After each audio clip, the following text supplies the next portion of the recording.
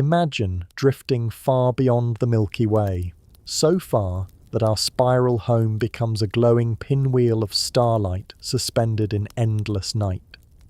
From this distance, you see its arms twisting gracefully, wrapped in soft lanes of dust and clusters of newborn suns. It feels complete, a single, self-contained island of light. But even as your eyes adjust to the darkness around it, you begin to notice something else. A faint ghostly glow, so subtle it almost disappears when you try to look directly at it.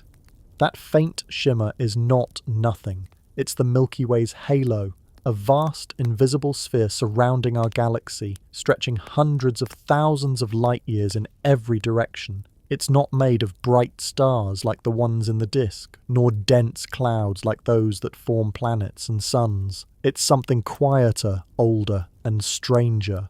A veil of ancient stars, dark matter, and ionized gas. An enormous crown the galaxy wears without ever showing it off.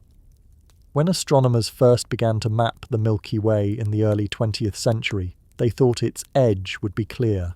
A galaxy, after all, must have boundaries, a place where the stars simply stop. But the more carefully they looked, the more the edge seemed to blur. Stars kept appearing far beyond where they should have been, orbiting the galaxy at impossible distances, and as telescopes improved, the mystery only deepened. It seemed that around the visible disk there was something far larger, invisible to the eye, but gravitationally undeniable, the halo. It's hard to picture just how immense it is. If you could somehow travel from the centre of the Milky Way, where our supermassive black hole lies, all the way to the edge of the halo, you would cross nearly 500,000 light-years, 5 times the width of the bright galactic disk itself, the Sun, and all the stars we see in the night sky lie huddled deep inside this shining fog, unaware of the vast structure surrounding them. But calling it a halo might be misleading. It's not a perfect glowing ring like those painted around saints in medieval art. It's more like an ancient atmosphere, uneven, full of streams, currents, and faint echoes of smaller galaxies that once fell into the Milky Way's gravity and were slowly torn apart. Astronomers call these trails stellar streams, and they still arc across the darkness, each one a scar of cosmic memory. Even today, if you look up from Earth, you're seeing just the tiniest fraction of what our galaxy truly is. The stars visible to your eyes are mostly confined to a thin plane, the galactic disk. But around that disk floats a sphere so diffuse it's nearly transparent. Inside it are the oldest stars in the galaxy, orbiting in long stretched paths that cross above and below the plane.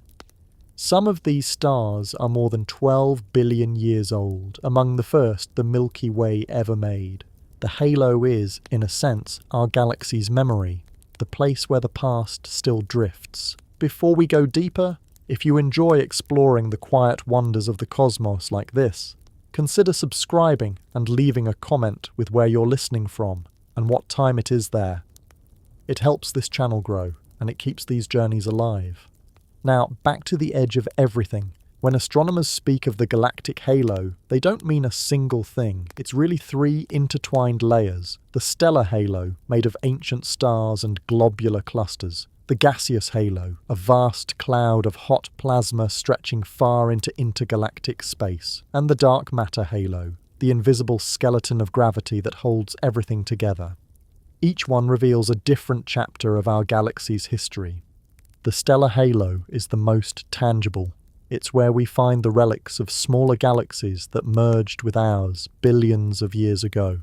Some stars in the halo have such low metal content, meaning so little of elements like iron or carbon, that they must have formed before the Milky Way existed in its current shape. They're survivors from a time when the universe was young and poor in heavy elements, before generations of supernovae had time to enrich it. In the 1950s and 60s, astronomers like Walter Baade and Egan, Lyndon Bell and Sandage began to notice that not all stars in the Milky Way behaved the same way. Some moved in circular, orderly orbits within the disk, while others, older ones, moved in long, looping paths far above and below it. Those outliers became the first clues to the existence of a separate population, the halo stars. Today, with data from the Gaia mission, we can track millions of these ancient travellers in exquisite detail. Some belong to coherent streams, the shredded remains of galaxies like Sagittarius, Dwarf, and Gaia Enceladus, which collided with the Milky Way long ago. Others are loners, relics of chaotic early times when the young galaxy was still assembling itself from primordial fragments. And then there's the dark matter halo, by far the largest and most mysterious component. We can't see it, touch it, or detect it directly, but we can watch its effects. It's the reason the galaxy's outer stars orbit faster than they should. It's the invisible hand that holds the Milky Way together. Without it, our galaxy's disk would have flung itself apart long ago. This dark halo extends so far that it overlaps with Andromeda's, our nearest galactic neighbour. In a way, the Milky Way and Andromeda are already touching, their invisible halos mingling in the dark. In about 4 billion years, those two vast envelopes will pull the galaxies themselves into one another, merging into a single, larger spiral, perhaps called Milkomeda. The gaseous halo, meanwhile, is like the Milky Way's breath. It glows faintly in X-rays, composed of plasma heated to millions of degrees, a remnant of billions of supernova explosions that have occurred over the galaxy's lifetime. It's thought that this hot gas helps regulate the Milky Way's growth, cycling material in and out of the disk like a cosmic heartbeat. For decades, astronomers believed most of the Milky Way's baryonic matter, the normal kind of matter that makes up stars, planets, and us, was missing. Observations showed far less visible mass than expected from cosmological models, but recent X-ray studies using observatories like Chandra and XMM Newton revealed that much of it may have been hiding in this hot, extended halo all along. The halo, in short, might be where the missing pieces of our galaxy were waiting to be found. When we picture the Milky Way, we tend to imagine the bright, starry disk, the band of light that stretches across our sky on clear nights. But the halo reminds us that the galaxy is more than what we can see. It's a reminder that reality often hides its largest truths in the faintest light, in the nearly invisible, in the places we forget to look. And so, around the Milky Way, around us, there exists this silent, immeasurable crown. A boundary that isn't a boundary, a halo that defines the shape of everything we call home. If you stand beneath a perfectly dark sky, far from any trace of city light, the Milky Way cuts across the heavens like a pale scar, a river of stars flowing from one horizon to the other. It feels complete, finite, like something you could trace with your finger. You might imagine that if you travelled far enough along that glowing band, you would eventually reach its edge, a place where the stars finally stop, and only empty space remains. But the truth is far more elusive. The Milky Way doesn't end the way a painting does at its frame. It fades, it dissolves, it slips quietly into the invisible. When astronomers talk about the edge of our galaxy, they're forced into an uncomfortable truth. There isn't really one.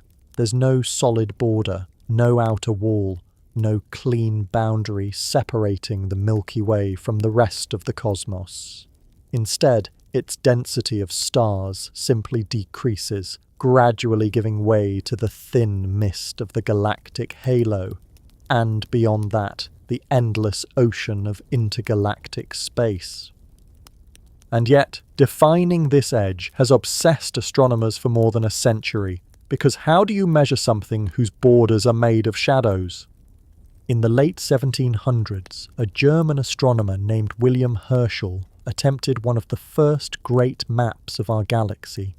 Using his handmade telescopes, he counted stars in every direction, assuming that more stars in a particular region meant he was looking deeper into the Milky Way's structure. After months of painstaking observation, he produced a sketch, a disc-like shape, flattened and elongated, with the sun sitting proudly near the centre. It was, for its time, a remarkable achievement. Herschel's map was humanity's first attempt to draw the Milky Way from the inside. But it was also wrong. Herschel didn't know that thick clouds of interstellar dust obscure much of the galaxy's light. He could see only as far as visible light could travel, and in many directions that wasn't very far at all. His picture of the galaxy was like a sailor mapping an island while standing in a fog. Everything looked closer and smaller than it truly was. For over a century, astronomers followed this pattern, trying to measure the Milky Way's dimensions using visible starlight, always limited by the same cosmic mist. Some thought the galaxy was only a few thousand light years across. Others imagined it as an infinite sea of stars with no boundary at all. Then, in 1918, the American astronomer Harlow Shapley decided to use something different: globular clusters, densely packed spheres of ancient stars that orbit the galaxy far above and below the disk. By studying their distances and distribution, Shapley realized they weren't scattered evenly around the Sun, as many believed. Instead, they formed a huge, elongated cloud centered tens of thousands of light years away, toward the constellation Sagittarius. This revelation moved the center of the Milky Way far from Earth, dethroning humanity from the middle of the cosmos once again. And it expanded the galaxy's known size by an order of magnitude. Shapley estimated the Milky Way to be roughly 300,000 light-years across, a vast leap from Herschel's smaller island. His number was too large by modern standards, but conceptually he was right. The Milky Way was not a tiny star cluster with the Sun at its centre. It was a sprawling city of stars, and we were somewhere on the suburb's edge. Still, even Shapley's grand vision stopped at the limits of what visible stars could show. Beyond them lay an emptiness that wasn't really empty at all. Fast forward to the mid-20th century, radio astronomy began to open windows that visible light could not. In 1951, Dutch astronomers Jan Oort and Hendrik van der Hulst detected the 21-centimetre radio emission line of neutral hydrogen, a discovery that changed everything. For the first time, scientists could map the Milky Way's structure even in regions shrouded by dust. Those radio maps revealed that our galaxy had spiral arms, vast lanes of gas and stars coiling outward from the centre, and that it stretched far beyond what optical telescopes could see. The edge was pushed outward again, past 100,000 light-years, past 150,000, until it began to lose meaning entirely. Because even where the star counts thinned to almost nothing, the radio waves kept whispering back. They showed that hydrogen, the simplest, most abundant element in the universe, continues far into space, forming faint extensions of the galactic disk that blend seamlessly into the halo. And with every decade since, our notion of where the Milky Way ends has continued to recede like a mirage. Today, our best measurements suggest that the stellar disk of the Milky Way, the flat region containing most of its stars and nebulae, is about 100,000 light-years across. But that's just the bright part, the glowing surface of a much larger, darker structure. The stellar halo, made up of sparse, ancient stars and globular clusters, extends at least 300,000 light-years from the centre, possibly farther. The dark matter halo, the galaxy's invisible gravitational framework, may stretch up to 1 million light-years in radius, overlapping with that of the Andromeda galaxy. To put that in perspective, the nearest large galaxy to us, Andromeda, is about 2.5 million light-years away. If both halos really reach as far as current models suggest, the two galaxies are already touching, their dark matter gently intermingling long before their visible disks collide. So if we define the Milky Way by its gravity, by the reach of its invisible hand, it doesn't end where the light ends. It ends where another galaxy's pull begins. But how do we actually see this faint, vast structure enter the era of space telescopes, instruments that can pierce not only the dust of the galactic disk, but the faintest whispers of light from its edges? The Hubble Space Telescope, launched in 1990, gave us the first precise distance measurements to halo stars and clusters beyond the reach of ground-based observatories. It helped reveal that the halo is not uniform. It's littered with streams, arcs and shells, remnants of ancient mergers. Then came Gaia, launched by the European Space Agency in 2013, which has mapped the positions and motions of more than 1.8 billion stars with exquisite precision. Gaia's data turned the Milky Way into a living, breathing map, one where each star's movement tells part of the galaxy's story. From Gaia, astronomers discovered that the Milky Way's halo is far from static. It ripples, flexes and sways, likely due to gravitational encounters with smaller galaxies and dark matter clumps. In fact, one of Gaia's major findings, the Gaia Enceladus event, showed that about 10 billion years ago, our galaxy merged with another large proto-galaxy, scattering its stars throughout the halo. Many of the halo stars we see today are those long-lost immigrants, still orbiting in elongated paths. Even more recently, the James Webb Space Telescope, JWST, has begun to study the faintest and oldest stars in the halo, including stars so dim they couldn't be detected before Webb's infrared sensitivity allows it to see through the dust that hides the galaxy's central bulge, and even detect the faint glow of stars at the periphery of the halo. These observations hint that the halo might extend farther still, blurring the line between galaxy and universe. So where does the Milky Way end? It depends entirely on what you mean by end. If you're talking about visible stars, the dense spiral arms and the bright disk, then the edge lies roughly 50,000 light-years from the galactic centre. If you include the faint stars of the outer halo, it might be 150,000 to 300,000 light-years. If you include the halo's gas and dark matter, then the Milky Way stretches nearly 1 million light-years, encasing us in an invisible bubble that touches the next galaxy. The truth is, our galaxy fades out in layers, like twilight merging with night.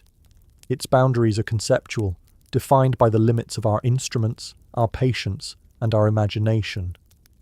This idea that the Milky Way has no sharp edge isn't just a technical curiosity. It reshapes how we think about galaxies themselves.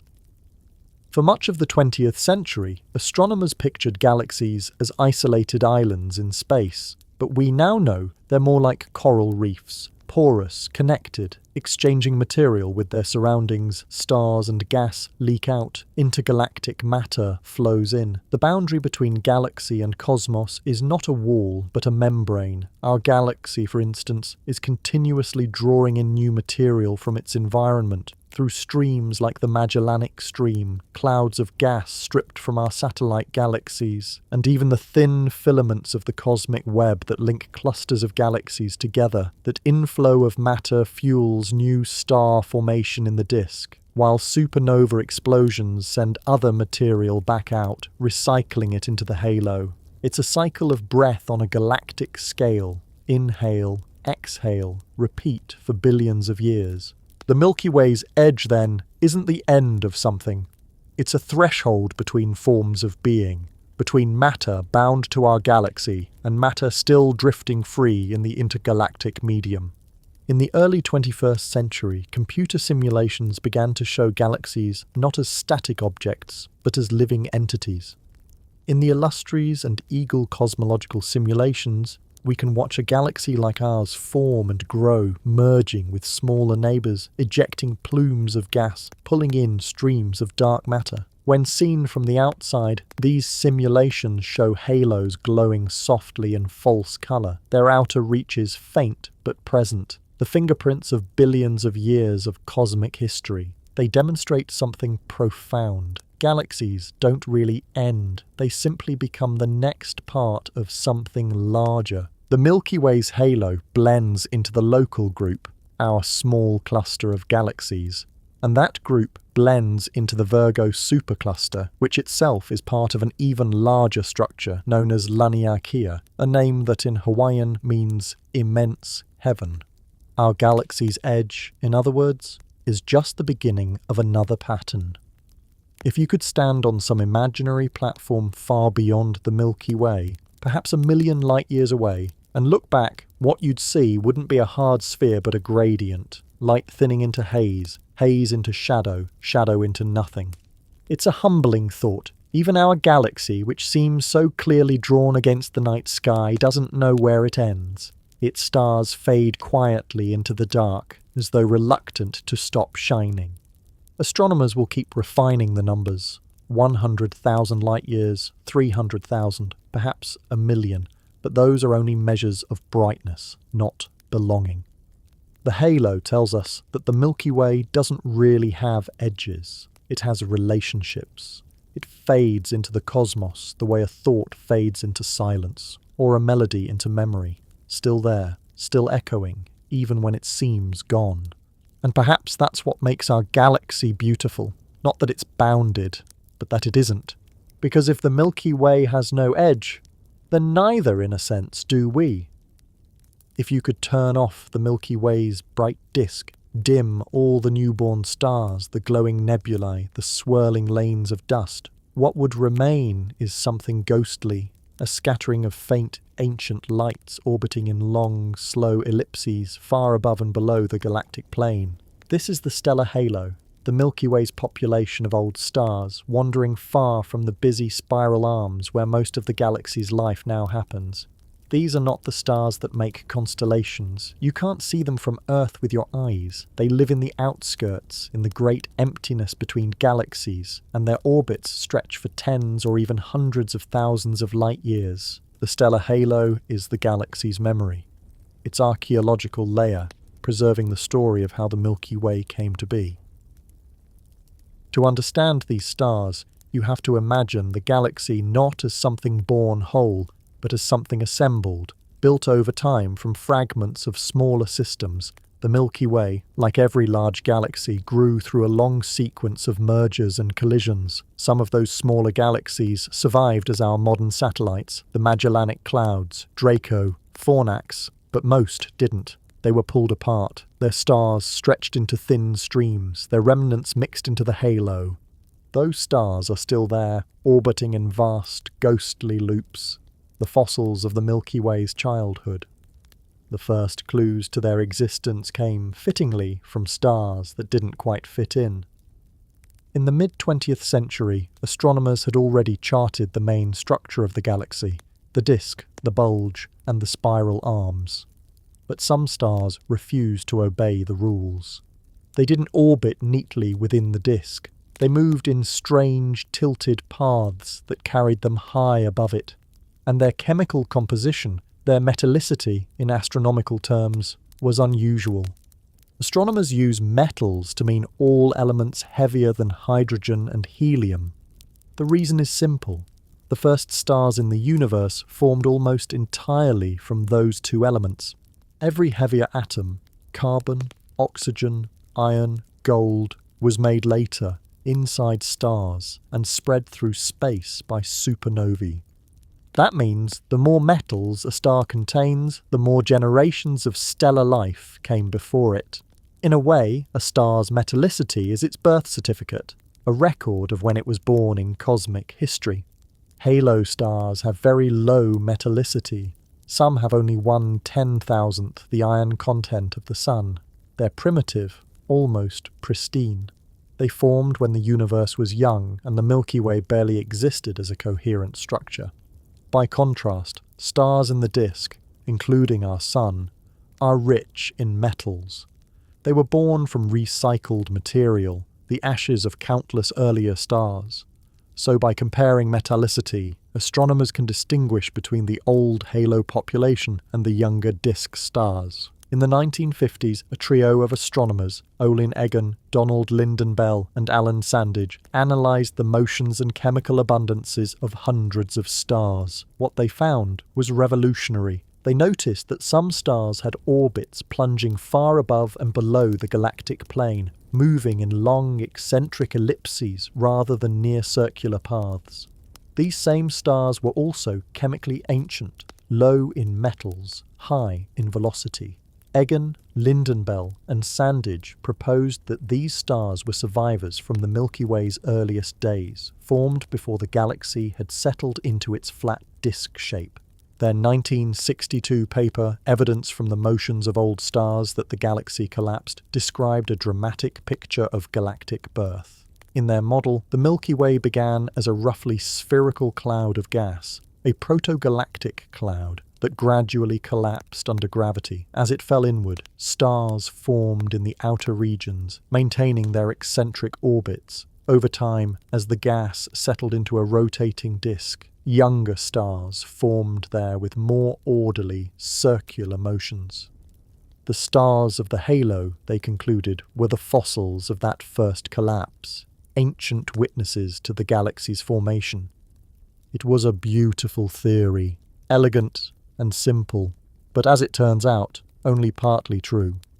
In the decades that followed, new observations complicated the story. Astronomers discovered that the halo was not smooth and featureless as a simple collapse model would predict. Instead, it was clumpy, filled with streams, shells, and overdensities. These structures hinted that the halo wasn't built all at once, but piece by piece, the result of many smaller galaxies merging over billions of years. The idea of galactic cannibalism emerged. Galaxies grow by eating one another. The Milky Way, massive as it is, has devoured dozens of smaller companions during its lifetime. Each one leaves a trace, a population of stars with distinct orbits and chemical fingerprints.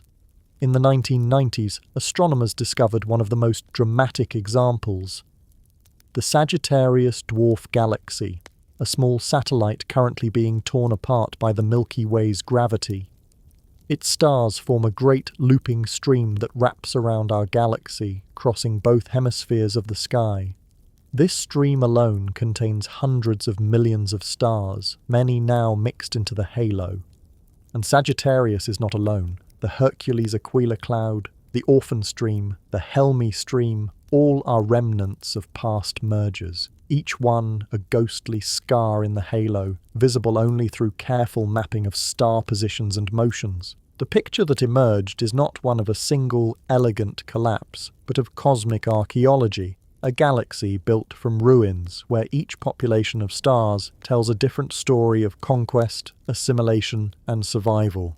Understanding the halo's structure required measuring not just where stars are, but how they move. That meant tracking their proper motions, tiny shifts in position over years or decades to infer their orbits. For most of human history, this was impossible. The stars move so slowly across the sky that even the nearest ones shift less than a milliarc second per year, roughly the width of a human hair seen from 30 kilometers away. Then came Gaia, launched in 2013 by the European Space Agency. The Gaia spacecraft was designed to map the Milky Way in 3 dimensions with unprecedented precision.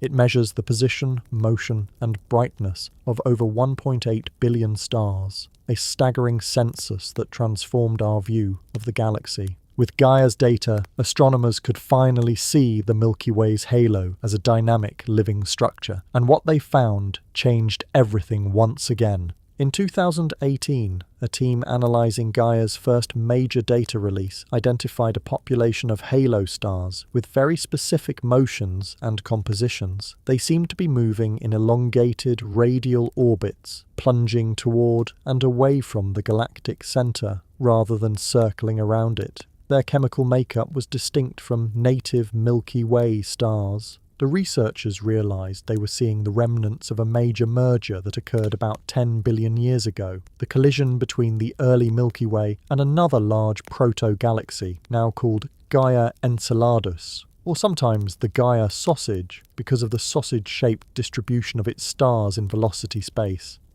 This ancient collision reshaped the Milky Way, thickening its disk and scattering stars into the halo.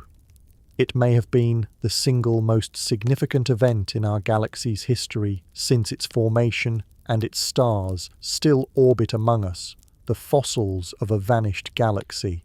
Even older relics exist. Some halo stars are population 2 stars, the second generation of stars in the universe, formed from the faintly enriched gas left behind by the very first supernova. A few, known as ultra-metal-poor stars, contain almost no heavy elements at all, traces of a time before the periodic table as we know it existed. One such star, named HE 1327-2326, discovered in 2005, has less than 100,000th the iron content of the Sun. It's thought to be more than 13 billion years old, older than most galaxies themselves. These stars act like time capsules, preserving the chemistry of the early universe.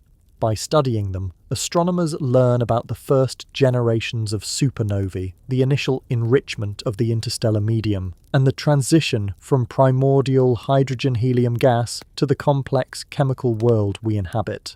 Each halo star is a memory, and collectively they form a record no book could contain. Globular clusters, the glittering spheres of ancient stars orbiting in the halo, are another key to this history. Each cluster can contain hundreds of thousands, sometimes millions, of stars tightly bound together, all formed at roughly the same time more than 10 billion years ago. Our galaxy hosts over 150 known globular clusters, and they orbit in long looping paths through the halo like tiny satellites. Some, such as Omega Centauri, may even be the stripped cores of ancient dwarf galaxies, long ago absorbed by the Milky Way. Because their stars are old and chemically simple, globular clusters are among the best chronometers in astronomy. By measuring the brightness and colour of their stars, scientists can determine their ages with remarkable precision. Many clusters predate the Milky Way's disk, meaning they formed before our galaxy took on its modern spiral shape.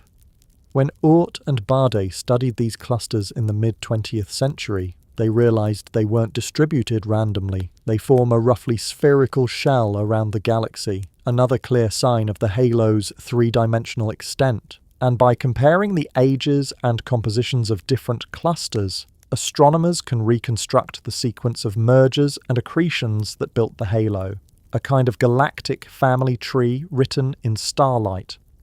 The modern view of the stellar halo, thanks to Gaia and other surveys, is incredibly rich. It's no longer seen as a single, smooth component, but as a mosaic, a superposition of debris from many past mergers, each with its own distinct kinematics and chemistry. For example, Gaia has identified the Helmi stream, debris from a small galaxy merged around 6 to 9 billion years ago. The Sequoia event, another ancient accretion whose stars have retrograde orbits, meaning they orbit opposite the galaxy's rotation. And the Sagittarius stream, still ongoing today, wrapping around us like a cosmic ribbon.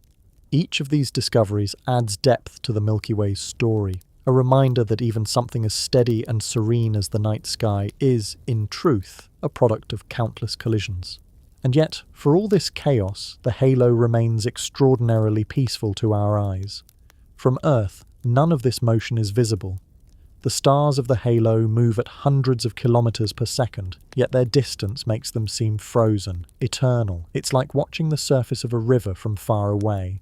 What looks still is full of hidden flow. Astronomers sometimes call the stellar halo a fossil record, but that metaphor might sell it short. Fossils are static. The halo is alive. It moves, breathes, oscillates through time. Every star is a messenger from another era, orbiting through a galaxy that has changed completely since it was born. The oldest halo stars formed when the universe was only a few 100 million years old, before the Milky Way even existed in recognizable form. Some may have begun in small dark matter mini-halos, merging later into the proto-Milky Way. Their orbits now carry them through the galactic disk every few 100 million years, the same disk that was once just a diffuse cloud in their youth. When you look up and see the stars of the Milky Way, you're seeing the younger generation, the glittering surface of a much older structure beneath that surface, unseen, is this vast, diffuse population of ancient lights, each one older than our Sun, older than Earth, older than most of what we can imagine. So what do the halo stars ultimately tell us? They reveal that the Milky Way's story is one of assembly, not design, of gradual construction through cosmic time. They show that galaxies are mosaics, built from the ruins of their ancestors. They confirm that the elements in our bodies, the iron in our blood, and the carbon in our cells trace their lineage through generations of stars that lived and died before the sun was even born. And perhaps most poetically, they remind us that even destruction can create beauty. The stars that once belonged to other galaxies now orbit peacefully together in our sky, their histories mingled, their light combined. The halo is a cemetery and a cradle at once, a region where endings and beginnings coexist in silence. Next time you look at the Milky Way's glowing band, remember what you see is only the surface of our home. The real galaxy, the ancient, invisible one, surrounds you. It stretches far above, far below, holding the oldest memories of starlight. We live, all of us, not just inside the disk of the Milky Way, but inside its history. If you could somehow remove all the stars from the Milky Way, strip away the gas clouds, the nebulae, the planets, everything that glows, you might expect the galaxy to vanish into the blackness of space. But it wouldn't. What would remain is something invisible, yet far more massive than everything that shines. An immense, transparent halo of matter that neither emits nor absorbs light, but whose gravity binds the galaxy together. It's the framework of the Milky Way, its unseen skeleton, and it's made of something we don't yet understand. We call it dark matter. The name itself is almost poetic in its simplicity. Dark because it doesn't glow, matter because it must have mass. But those two words conceal one of the deepest mysteries in science, a riddle that began with a quiet, unassuming astronomer and a few stubborn galaxies that refused to behave. In the 1970s, Vera Rubin, an American astronomer working at the Carnegie Institution, began measuring how fast stars move around the centers of spiral galaxies. At the time, most astronomers expected galaxies to behave a bit like our solar system. Stars near the center, where most of the mass lies, should orbit quickly. Stars farther out should move more slowly because they're less tightly bound by gravity. It was Newtonian logic, tested and true. Rubin's data said otherwise. When she measured the rotation speeds of galaxies like Andromeda and our own Milky Way, she found that the stars at the outer edges weren't slowing down. They were moving just as fast as those near the center, sometimes even faster. The outermost stars should have flown off into intergalactic space, but they didn't. Something invisible was holding them in. This discrepancy became known as the galaxy rotation curve problem, and it was Rubin's persistence that turned it into one of the most important clues in modern cosmology. The only explanation that made sense was that galaxies must contain far more mass than their stars and gas could account for. Something unseen and enormous was providing the extra gravity. Rubin's careful measurements, published throughout the 1970s and 80s, confirmed what a handful of theorists had quietly suspected since the 1930s, when the Swiss astronomer Fritz Zwicky noticed that clusters of galaxies were rotating too fast to be held together by visible matter alone. Zwicky called it Dunkelmaterie, dark matter, but where Zwicky's claims had been mostly ignored, Rubin's data was meticulous, consistent, and undeniable. She had revealed the galaxy's hidden weight.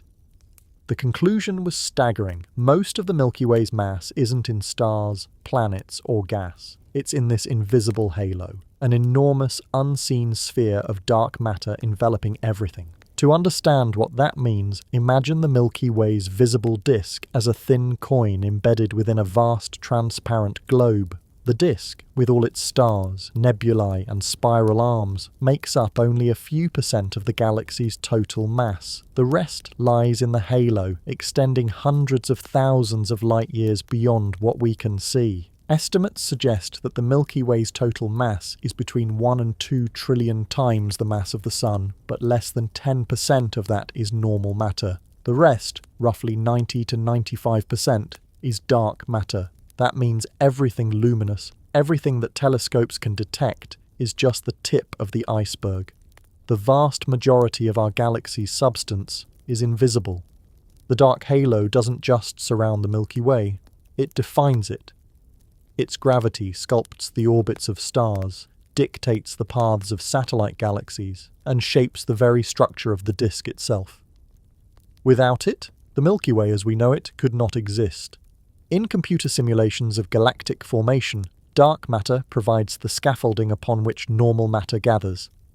In the early universe, tiny fluctuations in dark matter density acted as seeds, drawing in gas that cooled and condensed into the first stars and galaxies. In other words, dark matter built the stage on which the cosmic drama unfolds.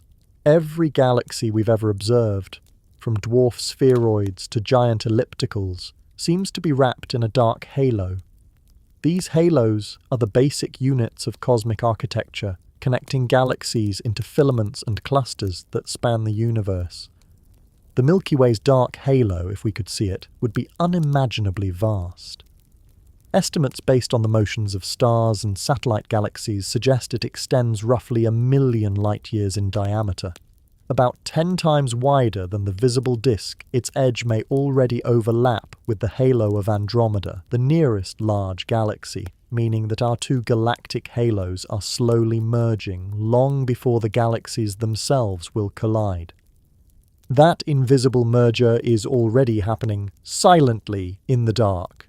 But what exactly is this shadowy substance?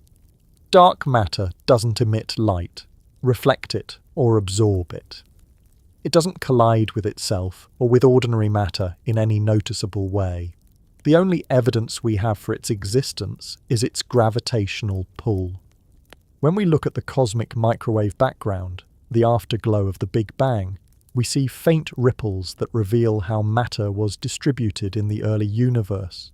Those ripples match models that include dark matter almost perfectly. When we observe galaxies being bent and magnified by gravitational lensing, light deflected by massive objects, we can literally map where the invisible matter lies. The distortions show more mass than the visible stars can explain, and when we simulate the growth of the universe on a computer, we find that without dark matter, galaxies never form at all.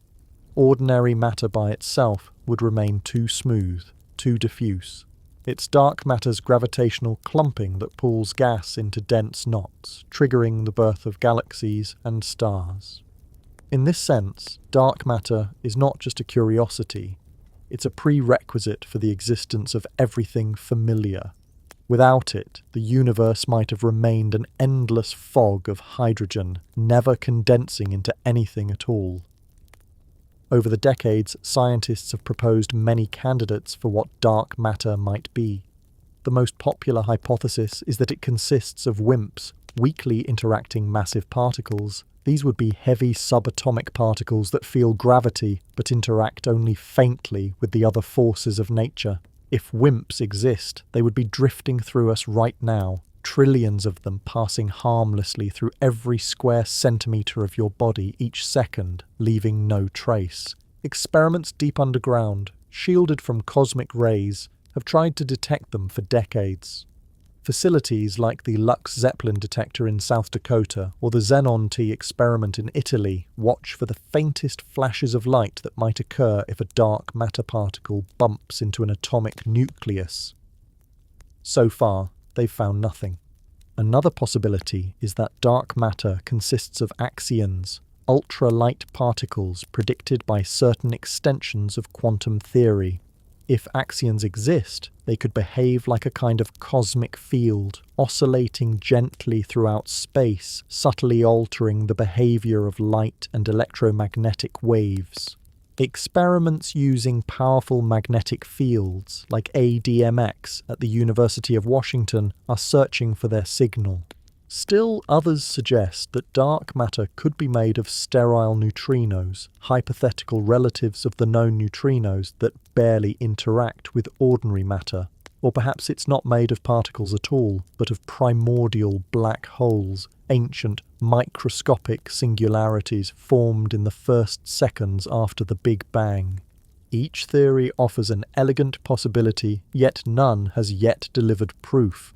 For a while, some physicists wondered if dark matter might not exist at all, that maybe our understanding of gravity is incomplete. Theories like modified Newtonian dynamics, proposed by Mordechai Milgram in the 1980s, suggested that Newton's laws might behave differently on galactic scales, producing the same effects without requiring unseen matter. But as observations accumulated, from galaxy clusters, from the cosmic microwave background, from gravitational lensing, the evidence leaned overwhelmingly toward dark matter being real.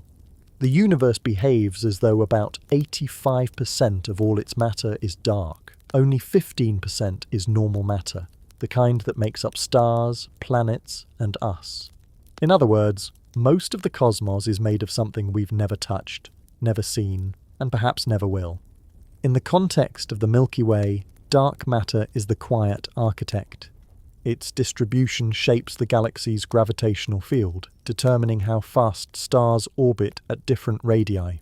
The halo's density appears to follow a smooth, roughly spherical profile, densest near the center, thinning with distance, yet still detectable hundreds of thousands of light-years away. By modelling the motions of distant satellite galaxies like Sagittarius Dwarf or Fornax, astronomers can estimate how massive the halo must be to keep them bound.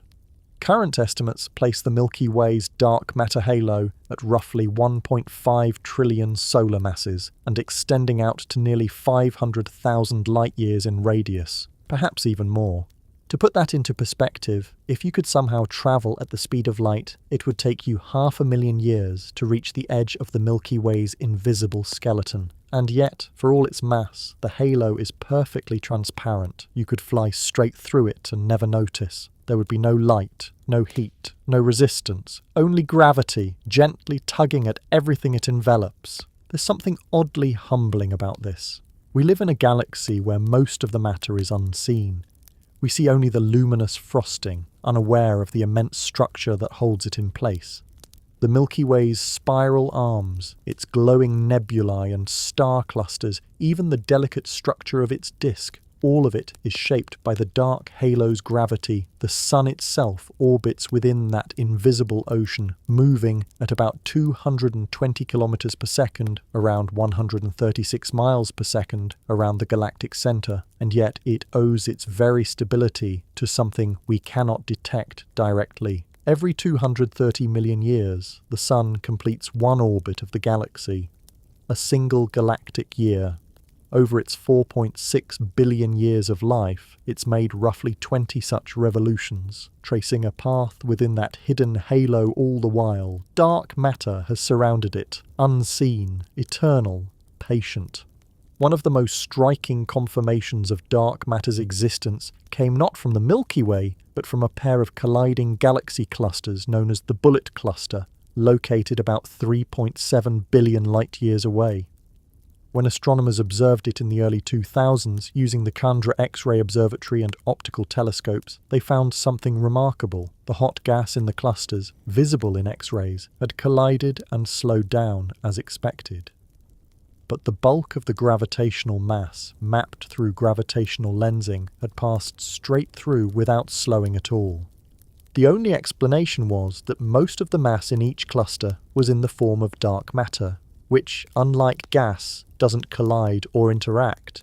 It just moves through itself like a shadow. This observation provided some of the most direct, visual evidence for dark matter's existence. It was as though two ghosts had walked through one another while their luminous clothing tangled and burned behind them. If dark matter is real and the Milky Way's halo is truly made of it, then we live inside one of the most mysterious substances in the universe. Every second, countless dark matter particles are passing through Earth, through our bodies, through every atom we're made of. Yet we feel nothing.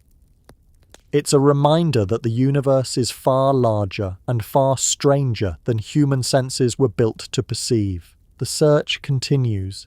New detectors, more sensitive telescopes, and deep space surveys like Euclid, launched by the European Space Agency in 2023, aim to map dark matter's influence across cosmic history, Euclid will measure how galaxies are distributed over billions of light years, tracing the scaffolding of dark matter that underlies the visible universe. And somewhere within those patterns may lie the clues to what dark matter truly is, whether it's a new kind of particle, a hidden force, or something beyond current physics entirely. In the Milky Way's grand anatomy, dark matter defines the outline. The stars we see are like dust motes drifting inside an invisible sphere of gravity, drawn together by a presence we can't name. The halo isn't an ornament around the galaxy, it is the galaxy in its truest form. When we look at the night sky, we're looking at the visible echo of something vast and unseen, the way ripples on the surface of a lake reveal the depths below. And perhaps that's why the concept of dark matter feels so hauntingly beautiful. It reminds us that even in science, most of reality lies beneath perception, that the brightest lights owe their stability to the darkest things. The halo's invisible weight is what keeps the stars from flying apart, what keeps the galaxy whole. It's what lets us exist in a cosmos that, without it, might have remained scattered dust. So as you gaze up at the Milky Way, remember, the light you see is only the surface of a shadow, and that shadow, vast, ancient, and invisible, is holding us all. Imagine you could look at the Milky Way not in visible light, but in X-rays, through eyes that could see heat instead of brightness. The serene spiral of the galaxy would disappear. The stars, the nebulae, the luminous dust, all gone. In their place, you would see something unexpected, a faint glowing aura stretching far beyond the visible disk, a great ghostly corona of gas, heated to millions of degrees, enveloping the entire galaxy like a shimmering veil. This is the hot halo, the Milky Way's hidden atmosphere. It's vast, nearly weightless, and completely invisible to our eyes, and yet it contains more mass than all the stars in the galaxy combined. It surrounds everything, a million-degree cocoon in which the Milky Way floats. For a long time, astronomers believed the space between galaxies was nearly empty. When we looked beyond the stars, we saw nothing but blackness, and so we imagined the vacuum to be just that, a void. But the universe, as always, was subtler. Even emptiness has layers. The first hints of the Milky Way's gaseous halo appeared in the mid-20th century, though no one yet understood what it was. Radio astronomers like Jan Oort had discovered enormous clouds of neutral hydrogen in and around the galaxy, but these were cold, no warmer than a few dozen degrees above absolute zero. They traced the spiral arms, not the space beyond them. The true revelation came later, from instruments that could see beyond visible light.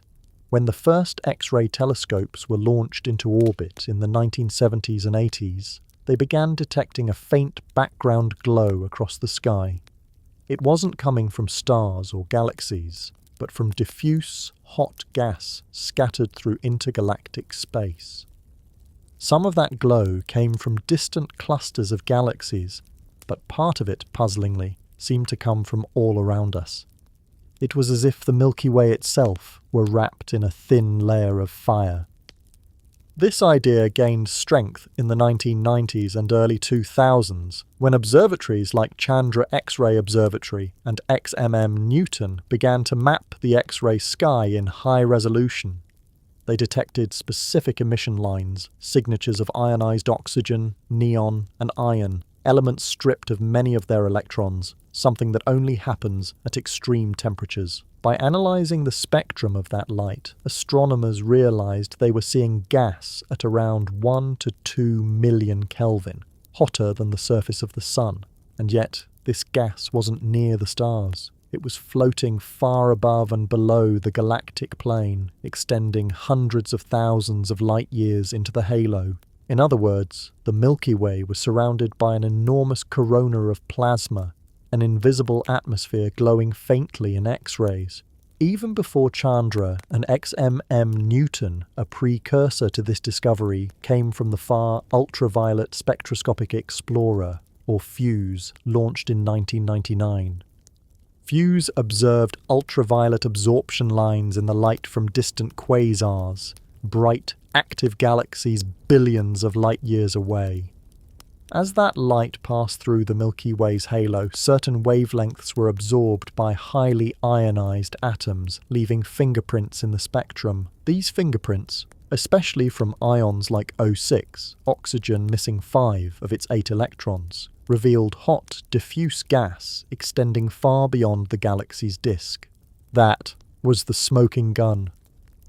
The Milky Way didn't end at the stars. It was breathing heat into space. But where did this million-degree gas come from? The answer lies in one of the galaxy's most dramatic processes, supernovae, the explosive deaths of massive stars. Every few seconds, somewhere in the universe, a star ends its life in an immense release of energy, hurling shockwaves through space. In the Milky Way, these explosions are common enough that they continuously stir and heat the interstellar medium, the thin gas that fills the spaces between stars. When enough supernovae erupt in a region, such as the crowded centre of the galaxy or a massive star-forming region like Cygnus, their combined energy can blow huge bubbles of hot gas upward, punching through the galactic disk like a volcanic plume. This process is known as the galactic fountain. Hot plasma rises thousands of light years into the halo, expands and cools. Over tens of millions of years, gravity pulls much of it back down, where it mixes again with the colder gas in the disk, fueling new generations of stars. It's a self-sustaining cycle, the galaxy's own weather system. Supernova explosions act as the engine. The halo is the atmosphere through which that material circulates. The Milky Way is not a closed system. It breathes, exhales, and inhales on cosmic timescales. You can think of the Milky Way's corona as a cosmic reservoir, a place where matter is stored between phases of its journey. Gas from dying stars rises and collects there, cooling over millions of years until it falls again into the disk. At the same time, intergalactic gas from the surrounding cosmic web slowly trickles in, replenishing the galaxy's supply of raw material. This exchange is what keeps star formation going. If galaxies were truly isolated, they'd quickly use up their gas and fade into quiescence. But the halo ensures a steady circulation, a bridge between the visible and the invisible universe. It's the Milky Way's connection to everything beyond it, to the vast intergalactic medium that fills the space between galaxies. That connection, once thought to be empty, is now known to be rich and dynamic. The space between galaxies contains the warm, hot intergalactic medium, or WIM, enormous filaments of gas at temperatures between 100,000 and 10 million Kelvin. This WIM forms part of the cosmic web, the large-scale structure of the universe, the same network of filaments along which galaxies like ours formed and still evolve. The Milky Way's halo isn't separate from this network, it's part of it. The galaxy doesn't sit in space, it's immersed in it. The hot halo blends gradually into the WIM, exchanging matter, heat, and magnetic fields. When astronomers look at the faint X-ray background that fills the sky, part of it comes from that outer boundary, the place where our galaxy's atmosphere merges with the intergalactic sea. In a sense, there's no sharp line between the Milky Way and the universe. The halo is the interface, the threshold between home and the infinite. The existence of this corona also helps solve another long-standing mystery, the case of the galaxy's missing matter. For years, astronomers noticed a problem. According to cosmological models, the Milky Way should contain far more baryonic matter, ordinary matter made of protons and neutrons, than what was visible in its stars and gas. Roughly half of the expected mass was missing. But when researchers began to account for the hot halo, the numbers started to make sense. The missing baryons weren't gone.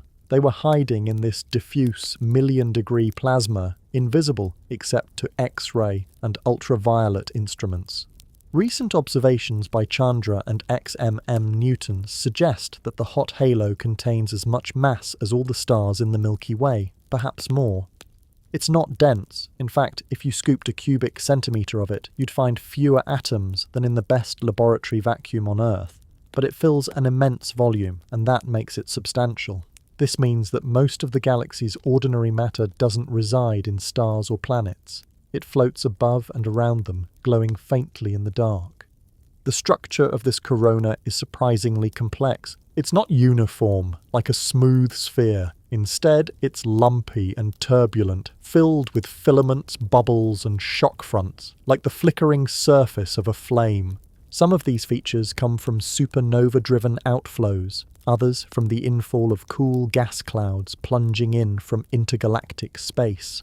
Astronomers have even detected large arcs of X-ray emitting gas extending tens of thousands of light-years above the galactic plane. One of the most dramatic examples is the Fermi bubbles, two enormous lobes of high-energy plasma rising from the Milky Way's centre, each about 25,000 light-years tall. These bubbles, discovered by the Fermi Gamma-Ray Space Telescope in 2010, are thought to be relics of a massive outburst from the supermassive black hole at the galaxy's core, or perhaps a burst of star formation millions of years ago. Whatever their origin, they're visible proof that the Milky Way's halo is alive, dynamic, expanding, reshaping itself. And yet, for all its violence, the hot halo plays a crucial stabilizing role. It acts as a buffer, moderating the flow of gas between the galaxy and its surroundings. When cold gas clouds try to fall inward, the pressure and heat of the halo slow them down, preventing sudden infall that could trigger runaway star formation. Conversely, when outflows from the disk rise upward, the halo absorbs and redistributes their energy. In this way, the corona maintains balance, keeping the Milky Way in a kind of cosmic equilibrium. Too much inflow or too much outflow, and the galaxy would destabilize. But the halo, vast and patient, mediates the exchange. It is, quite literally, the galaxy's atmosphere, maintaining temperature, circulation, and composure. You could almost think of it as weather, only on a timescale of millions of years. Supernovae act as thunderstorms, gas rising and cooling as rain, the slow rhythmic flow of matter forming seasons that last eons. And in that great atmospheric cycle, every atom eventually returns to where it began. The oxygen in your blood, the carbon in your breath, all were once part of this galactic air, lifted from ancient stars, cooled in the halo, and recycled into new worlds. The halo isn't just a structure, it's a process. The Milky Way's long inhale and exhale across cosmic time. There's something quietly beautiful about knowing we live inside a million-degree cloud of gas and never feel it. The airless void between the stars feels like nothing at all, yet it's teeming with motion, temperature, and history. In every direction, the halo glows faintly in X-rays, whispering the story of supernovae long past. If you could listen instead of see, you might hear it, a soft hiss of particles colliding, a cosmic wind flowing through an unseen sky. And if you could stand outside the galaxy and look back, you would see the Milky Way not as a flat disk, but as a luminous core wrapped in pale blue fire, a living organism surrounded by its own shimmering breath. The instruments that revealed this invisible halo, Chandra, Fuse, XMM Newton, and now the newer eRosita mission, have only begun to sketch its true size. Some data suggest it stretches well beyond 250,000 light-years, blending seamlessly with the intergalactic medium. In that sense, the Milky Way's corona isn't an edge at all, it's a bridge. The region where galaxies and the universe trade matter, energy, and momentum. And that bridge connects us to everything else. Every atom that enters or leaves the Milky Way passes through it. It's the membrane through which our galaxy breathes. The next time you look up and see the soft ribbon of the Milky Way crossing the night sky, try to imagine what's beyond it. The invisible light of oxygen atoms stripped bare, the waves of plasma rippling hundreds of thousands of light-years deep into space. We live inside that glow, inside the galaxy's unseen atmosphere, surrounded by heat so thin it might as well be a dream. And yet it's real, the quiet, invisible crown of the Milky Way radiating softly into the dark. We're inside a sea of fire that never burns. If you could step outside the Milky Way and watch it not as a collection of stars, but as a living organism, you would see something remarkable. It isn't isolated, it isn't sealed off from the rest of the cosmos. It's surrounded by smaller companions, tiny galaxies orbiting like moons around a planet, and threads of gas stretching between them like veins. Through those veins, the Milky Way feeds. This slow, almost imperceptible nourishment has been going on for billions of years. The halo, that vast, invisible atmosphere of gas and dark matter, is the interface through which it happens. From beyond, the Milky Way draws in fresh material, and into it the galaxy breathes out matter from dying stars. It's an exchange both creative and destructive, giving birth to new stars even as it consumes the remains of its neighbours. Among these neighbours, two stand out: the large Magellanic Cloud and the small Magellanic Cloud, irregular dwarf galaxies orbiting the Milky Way like cosmic satellites.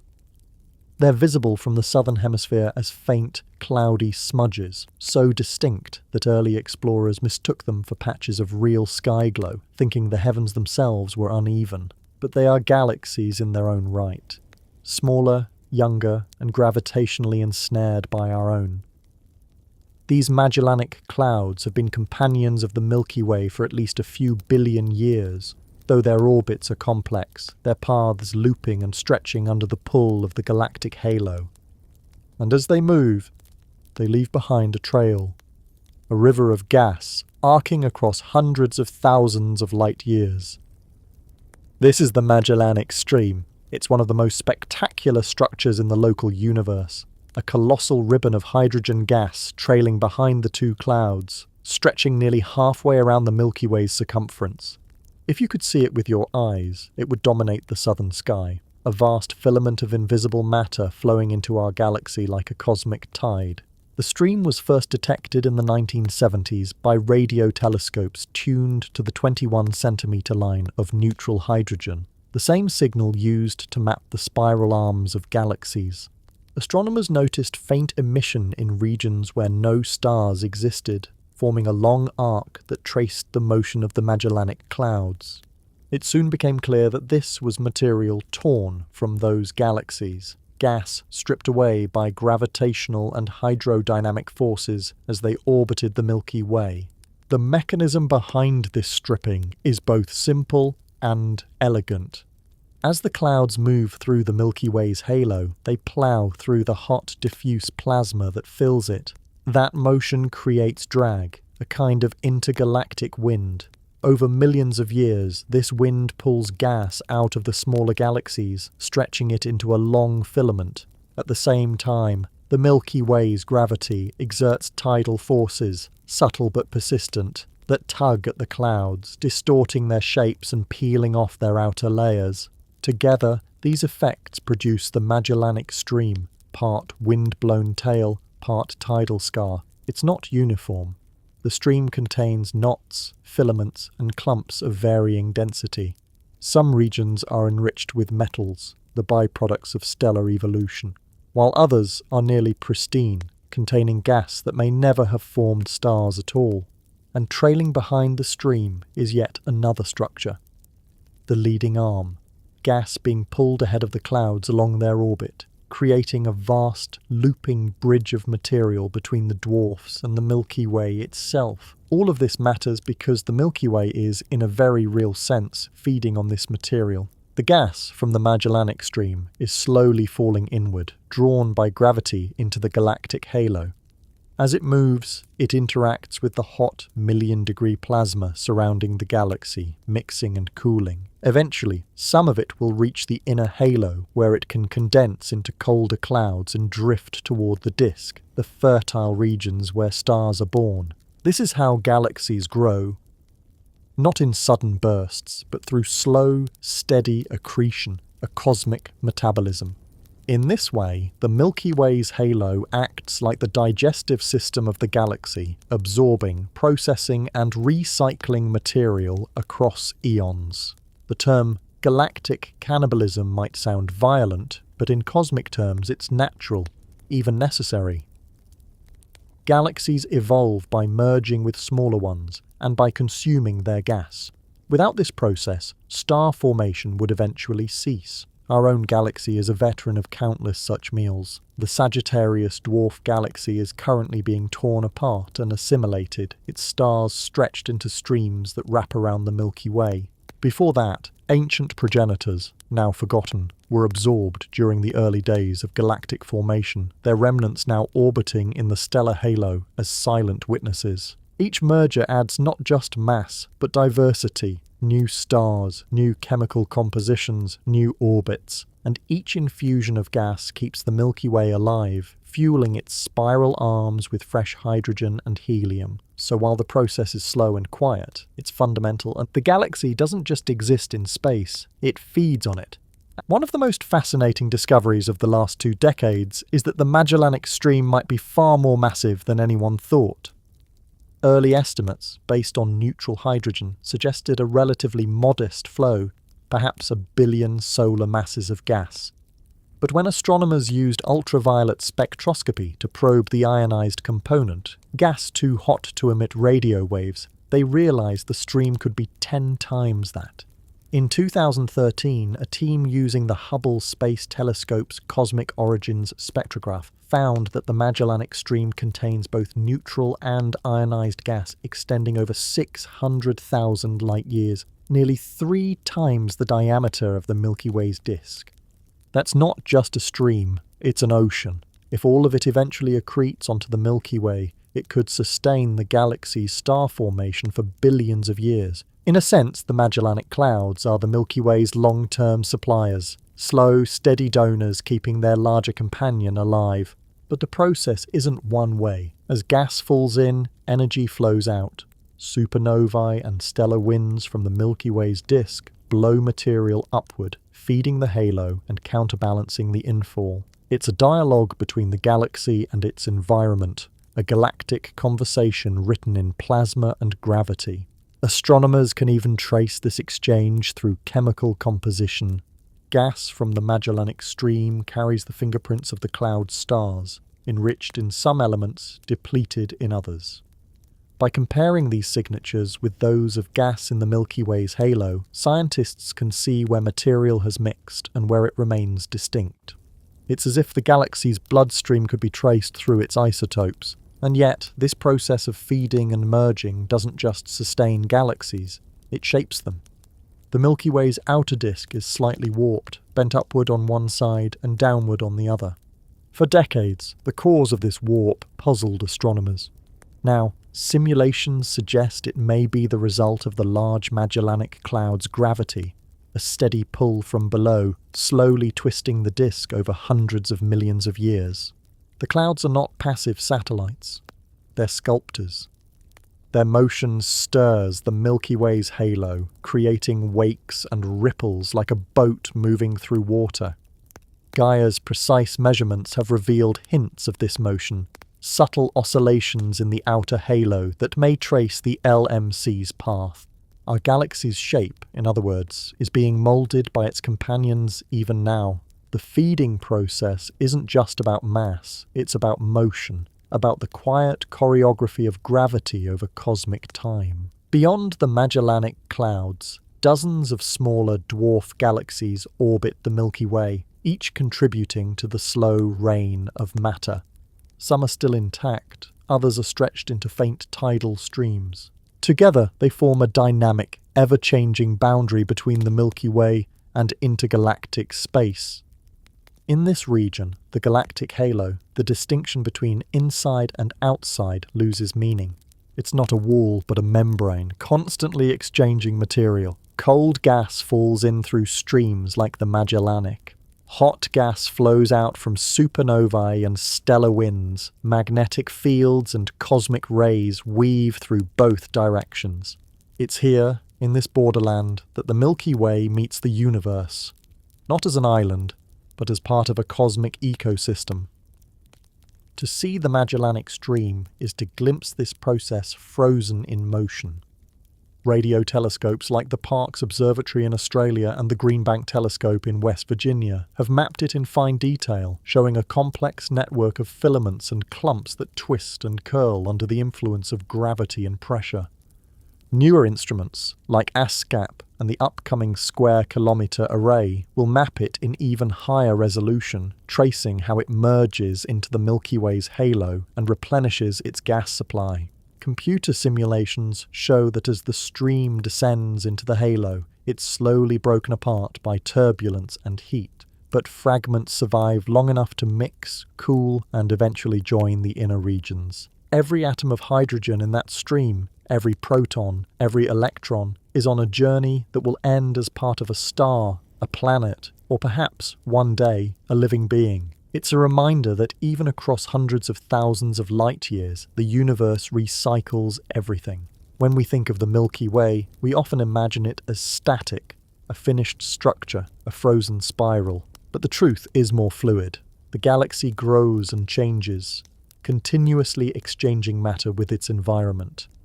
The Magellanic Stream is a visible thread in that invisible process, a river of creation and destruction flowing between worlds.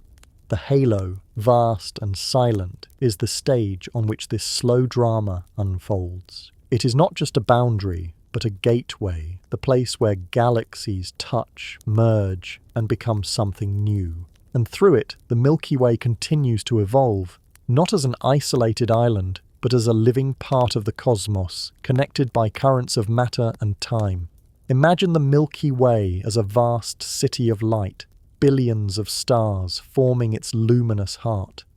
Beyond that shining metropolis, in the dim outskirts where the glow fades into darkness, smaller companions drift quietly in orbit. They are faint, fragile, and easily overlooked. Tiny galaxies bound to the Milky Way's gravity, circling like ancient moons around a greater world. These are the dwarf galaxies, the satellites of our galaxy, and though they seem insignificant, they hold the keys to understanding one of the deepest mysteries in astronomy, the true shape and mass of the Milky Way's halo. They are the galaxy's shadows, relics of its past and clues to its structure, moving through a dark ocean of gravity we cannot see. For much of the 20th century, astronomers believed the Milky Way was alone in its immediate neighbourhood, accompanied only by the bright Magellanic clouds. But in 1938, the American astronomer Harlow Shapley noticed something faint and irregular near the constellation Sagittarius. It wasn't a cluster or a nebula, but something larger, a small galaxy orbiting just beyond the edge of the Milky Way's disk. It became known as the Sagittarius Dwarf Galaxy, and it was the first clear evidence that our galaxy had smaller companions. Over the decades that followed, astronomers found more of them: Fornax, Sculptor, Draco, Ursa Minor, Carina, each one a small collection of stars, often only a few thousand light-years wide, dimmer than many star clusters but large enough to be gravitationally bound. Today, we know of more than 60 dwarf galaxies orbiting within the Milky Way's halo, though there may be hundreds more waiting to be found, faint, diffuse, and nearly invisible.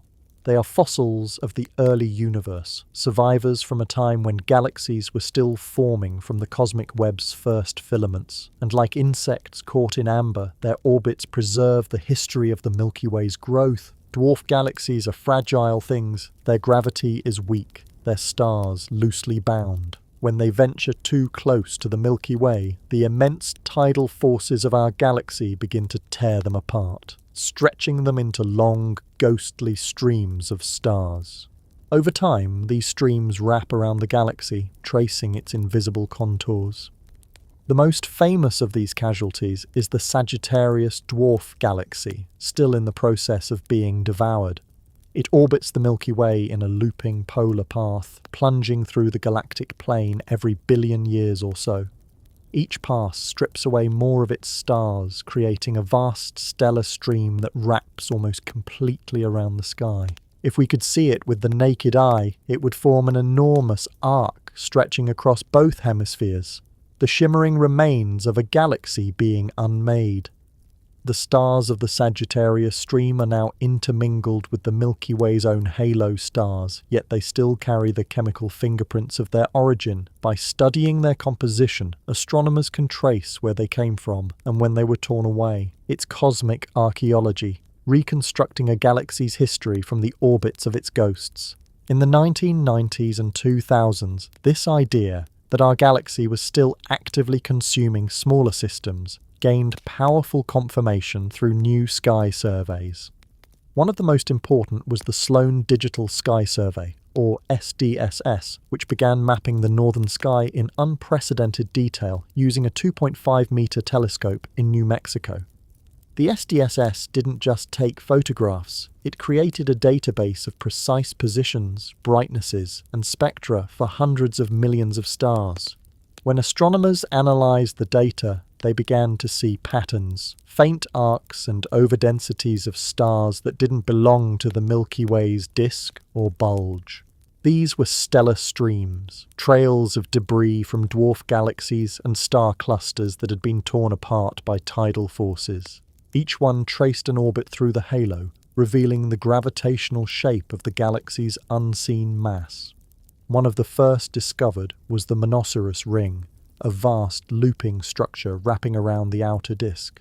Another was the Orphan Stream, named because its parent galaxy had long since vanished.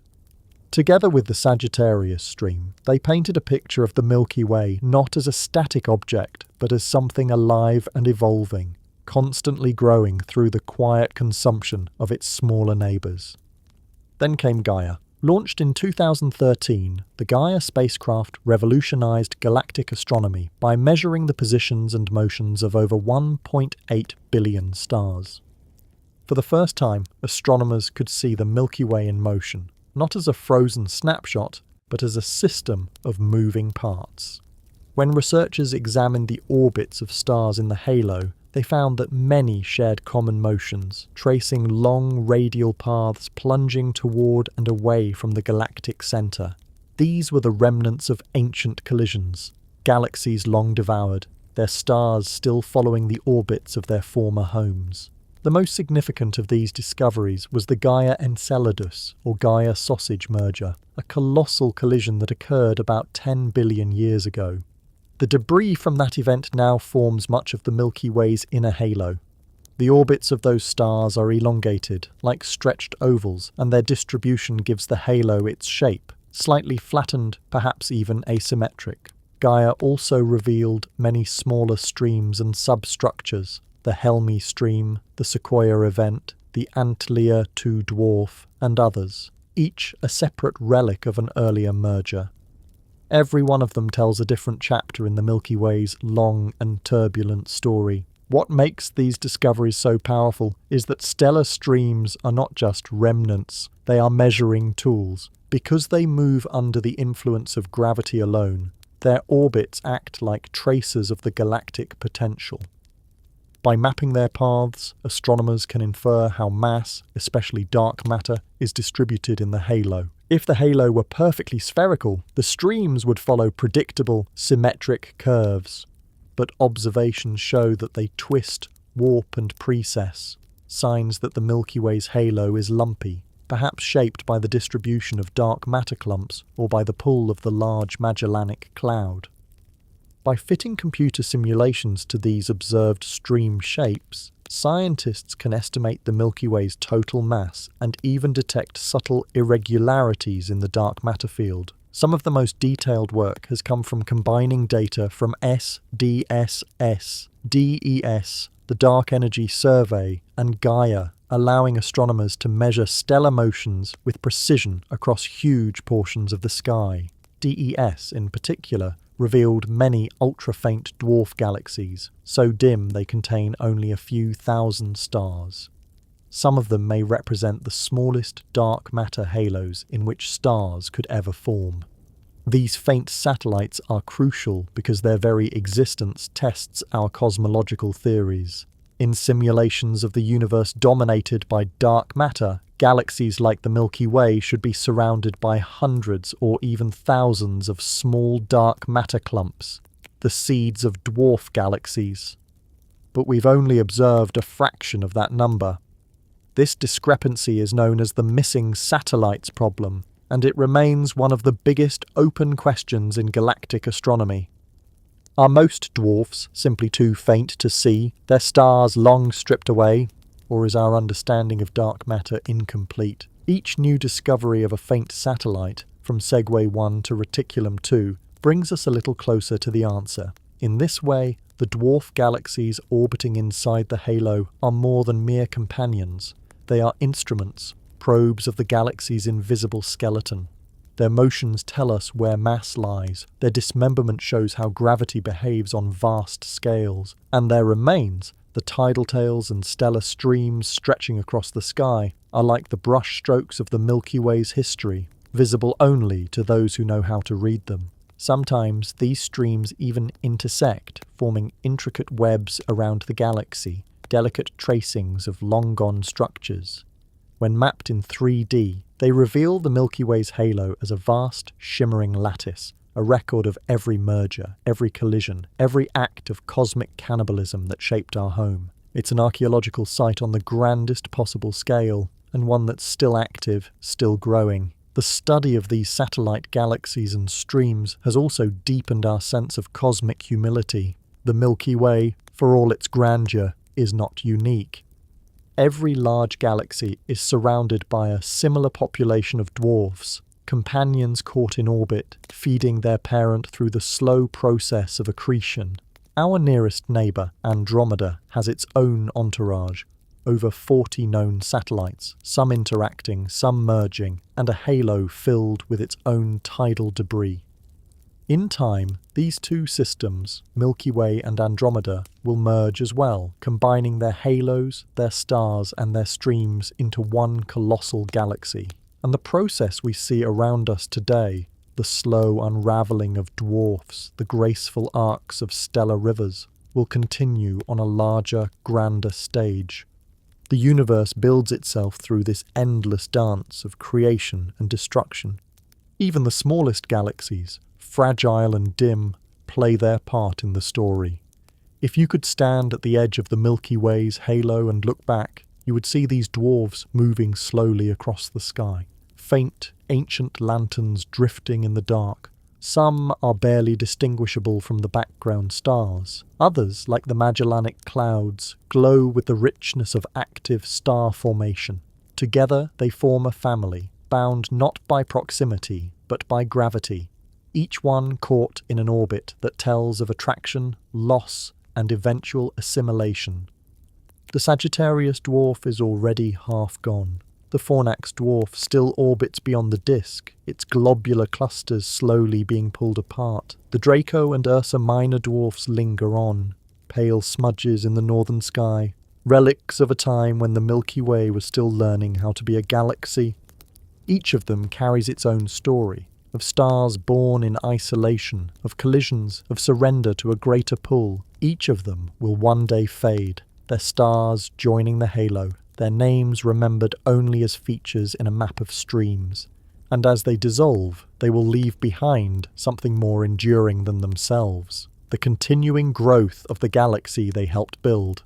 The halo, in this light, is not a boundary, but a record, a living archive of all that has ever merged with us. Its faint stars and endless filaments are the handwriting of time, etched in the motion of light. To study it is to read the autobiography of the Milky Way, written not in words, but in orbits, in stars, in silence. And around that silence, even now, more satellites drift unseen, tiny sparks circling in the dark, waiting for their turn to fall. If you could hold the Milky Way in your hands, lift it gently from the darkness and turn it through the void, what shape would it have? From a distance, the galaxy seems simple enough. A bright spiral disk, thin and elegant, with a glowing bulge at the centre. But what about the parts we can't see?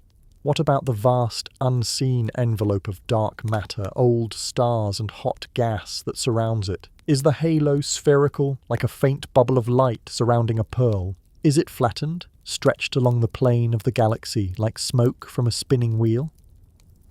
Or is it something stranger? lopsided, rippled, forever reshaped by the long history of collisions that built it. For something so enormous, the halo is remarkably difficult to define. It's invisible, diffuse, and its borders fade into the cosmic background like breath into air.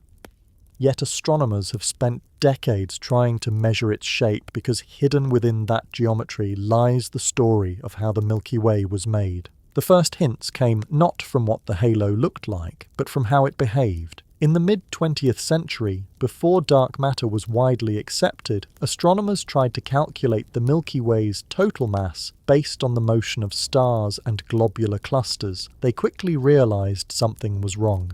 The farther out they looked, the faster things were moving.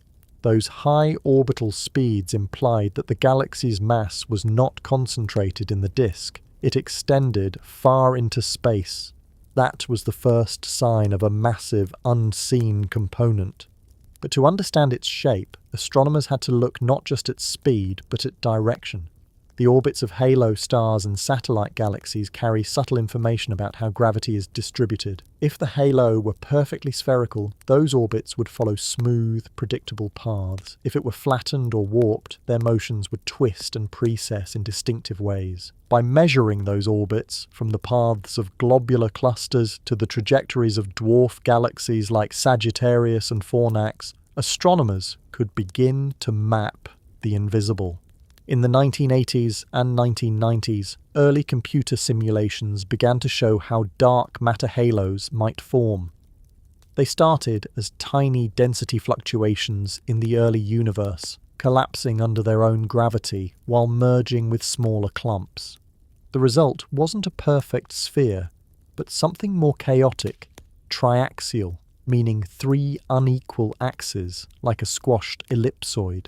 The halos in those simulations were flattened slightly along their spin axes, more like rugby balls than spheres. Collisions and mergers further distorted them. Each new galaxy that fell in stirred the dark matter, like a spoon through soup, stretching it here, compressing it there. Even long after a merger ended, the halo kept the memory of that event in its uneven density. The Milky Way, according to modern cosmological models, should be no different.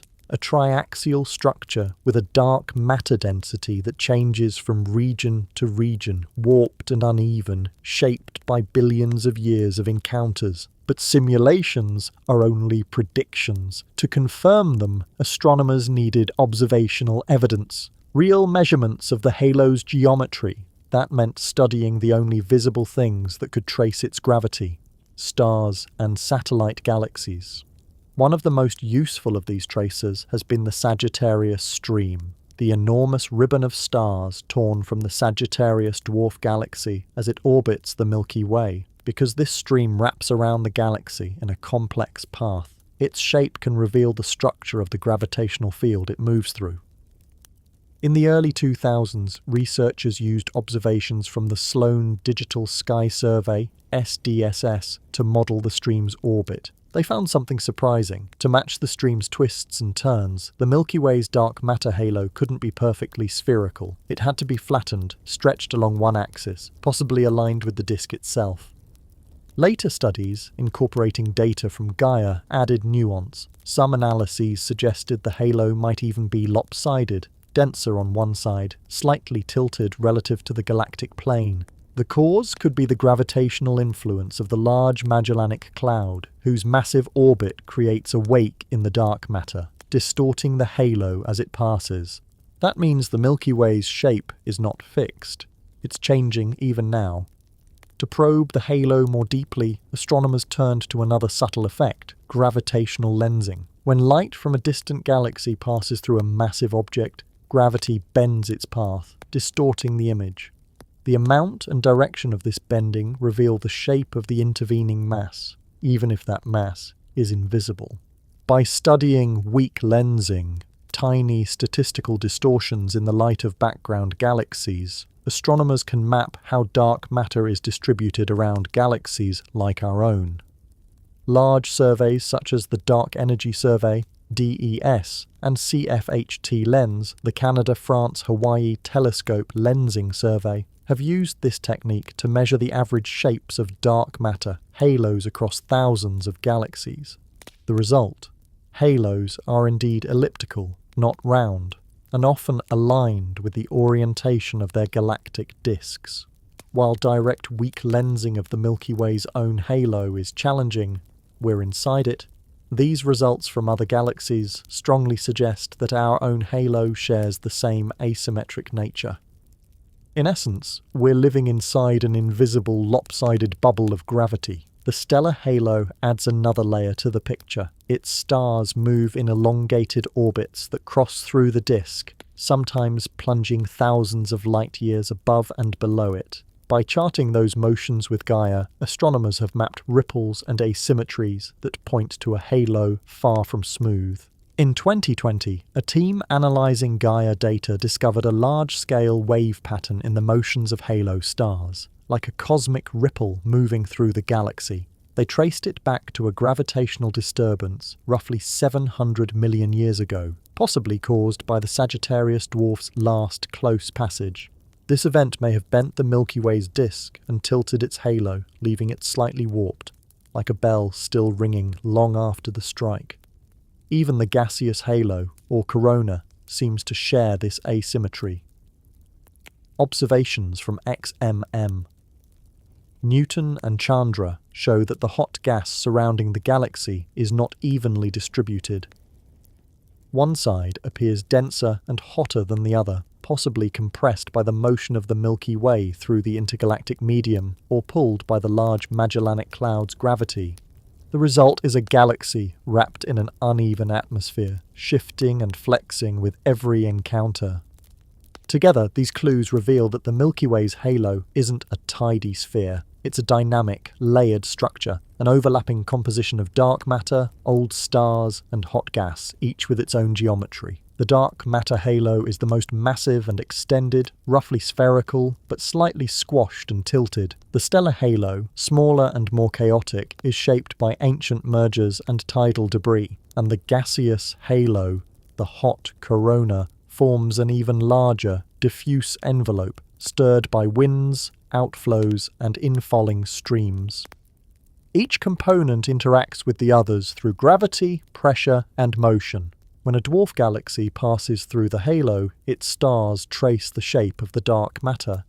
Its gas interacts with the corona, creating shock fronts and stripped tails.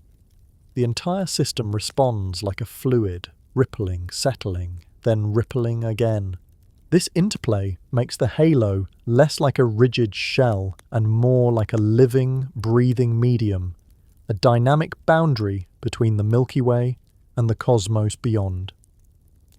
Computer simulations have captured this beautifully. In the illustrious TNG and Eagle cosmological simulations, we can watch galaxies evolve from the early universe to the present. Their halos form first, coalescing from dark matter filaments that crisscross the cosmic web. Gas flows into those potential wells, forming stars that gradually light up the darkness. But the process is messy. Every merger, every burst of star formation, every outflow from a supernova disturbs the balance. The halo wobbles, oscillates, and changes shape. When viewed from outside, these simulated galaxies rarely appear symmetrical. Their halos are lumpy, tilted, sometimes even twisted into peanut-like forms. Our Milky Way, born from the same physics, almost certainly shares this complexity. The galaxy we inhabit is not static. It's still settling, still resonating from ancient impacts, still shaped by the invisible contours of its own dark heart. Even the large Magellanic Cloud, though small compared to the Milky Way, exerts a profound influence on this shape. Its mass, roughly 1/10 that of the Milky Way, is enough to tug on the entire halo, creating a gravitational wake that trails behind it like a wave behind a ship. Recent studies using Gaia and cosmological simulations suggest this wake may extend hundreds of thousands of light years, subtly shifting the positions of nearby satellite galaxies and distorting the motion of halo stars. In other words, the halo is not centered perfectly on the Milky Way itself. It's slightly offset, drawn toward its companion, pulled and reshaped by the galaxy's ongoing interactions. This asymmetry is a living reminder that our galaxy is not alone.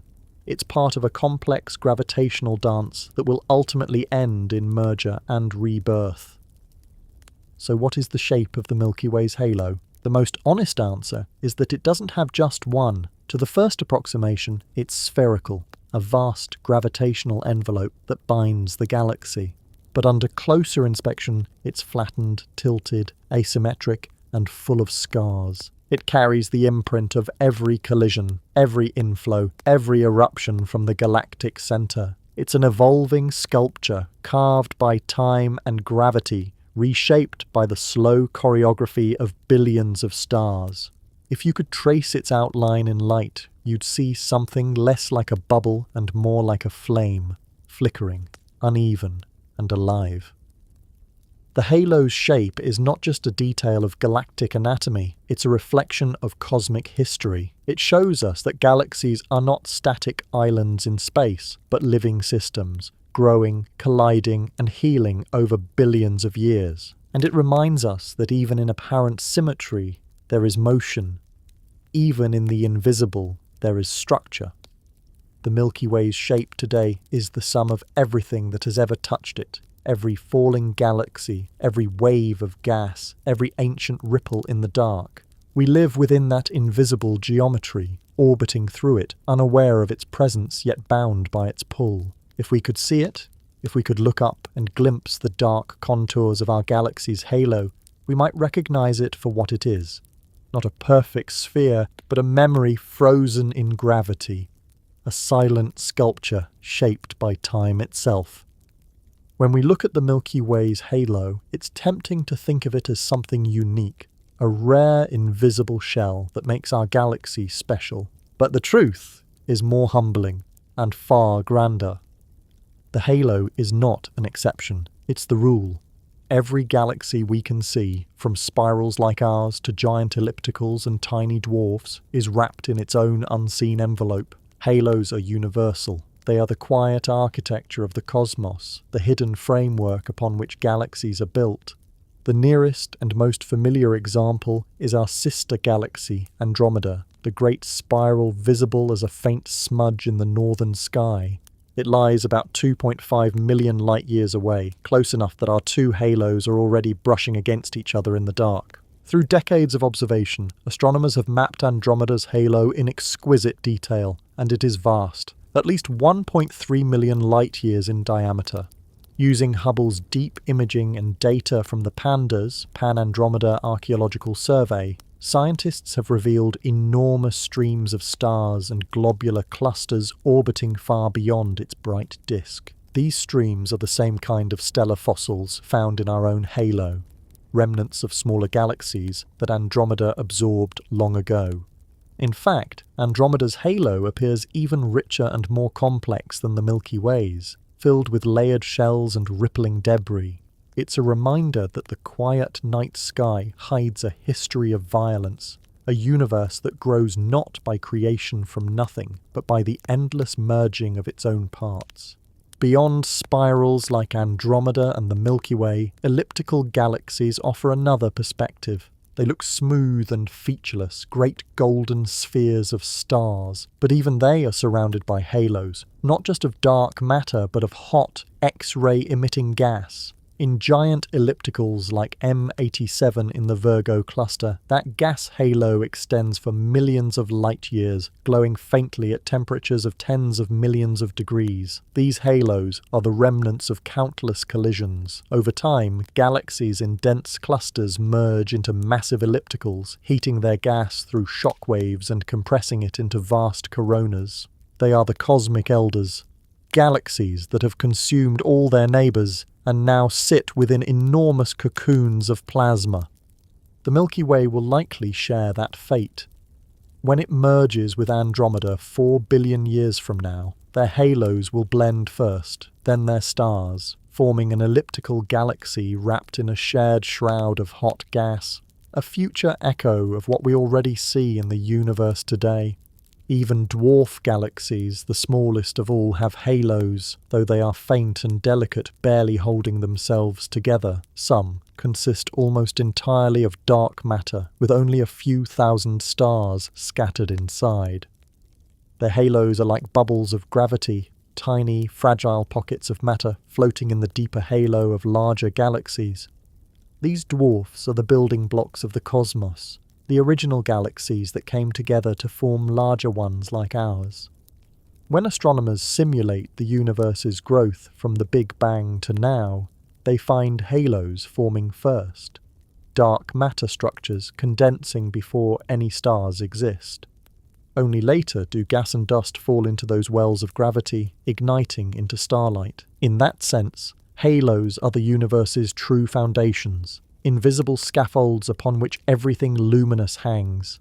Every galaxy, from the smallest dwarf to the grandest cluster, is just a ripple of light inside a sea of dark halos. The quest to study these halos, to actually see them, or at least trace their presence, has driven some of the most ambitious astronomical missions ever built. For decades, Hubble has been our window into their faint outer regions, revealing stellar streams and diffuse light around distant galaxies in the Hubble Ultra Deep Field, a tiny patch of sky containing thousands of galaxies frozen at different ages. In those deep images, astronomers can detect the faint glow of galactic halos stretching far beyond their disks. Even in galaxies billions of light-years away, they can see how halos grew larger and brighter over cosmic time as galaxies merged and evolved. Now, new instruments are extending that vision even further. The James Webb Space Telescope, JWST, with its infrared eyes, can peer through dust and see the earliest galaxies forming, still shrouded in their first halos of dark matter and gas. By observing how these halos gathered material just a few 100 million years after the Big Bang, JWST is helping us watch structure itself come alive. Meanwhile, the Euclid mission, launched by the European Space Agency, is mapping the invisible, using gravitational lensing to trace how dark matter halos are distributed across billions of light-years.